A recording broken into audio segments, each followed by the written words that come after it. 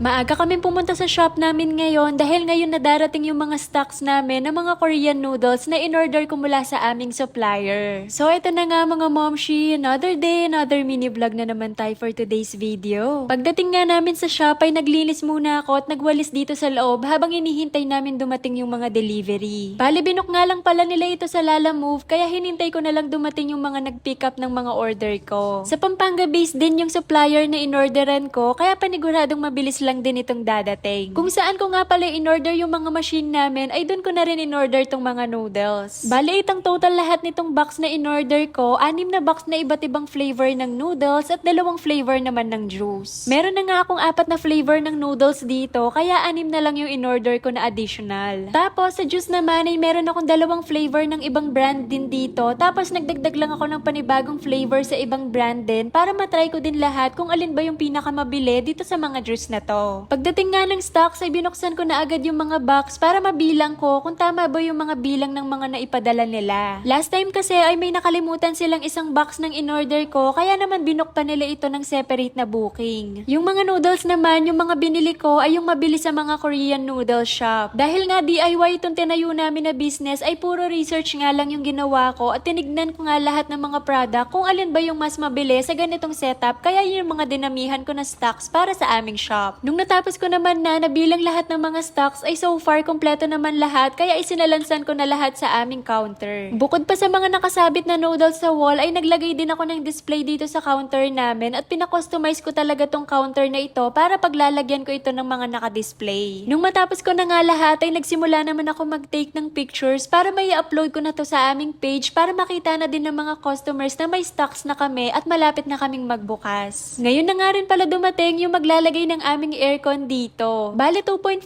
horsepower ang pinalagay ko para dito at saktong-sakto nga ito sa sukat ng shop at sa heat load na kailangan kayanin nitong aircon. Dahil nga may mga machine ako dito at expected namin ng mga customers sa loob ay maximum 17 person kaya 2.5 horsepower yung nire-require na ilagay dito. Sa Facebook online ko lang din nakita yung page na naglagay ng aming AC at before nga ako nagpalagay sa kanila ay syempre chinek ko muna kung legit ba sila. At nag-canvas na rin ako sa iba't ibang shop para ma-compare din yung mga prices nila. Syempre, dun tayo sa makakamura tayo, pero minake sure ko naman na maganda ang quality at syempre brand new yung nilagay nila. Matrix nga pala na brand yung pinalagay ko at hindi na yung ibang mamahalin na AC. Ang sabi din naman kasi nila ay pareho lang nang naggagawa ng carrier itong Matrix. At usually kasi nakikita ko din sa ibang mga shop na Matrix na AC din yung gamit nila kaya paniguradong subok na ito. Halos ginabi na nga rin kami dito sa shop kasama tong 2 bata dahil may hinihintay pa nga kami na last delivery dito sa shop. Bale, pinagsabay-sabay ko na kasi yung delivery ngayong araw para hindi naman sayang yung araw na pag-i-stay namin dito. Pinadeliver ko na nga rin kasi yung mga toppings na in-order ko naman mula sa Maynila. 2:00 nga ng hapon nung ma-pick up ng Lalamove itong mga order ko at dumating na nga siya ng mga 6 o'clock ng gabi dahil medyo malayo nga yung binyahe nila pero so far ay okay naman yung delivery nito. At na-handle naman ng maayos yung mga product ko. Nilagay ko na nga agad ito sa aming chiller at bukas ko na nga lang ito isasalansan sa binili kong ref container. Medyo pagod na din kasi kami ng mga bata at hindi pa kami nakakakain ng dinner kaya kailangan na din kaming makauwi ng bahay.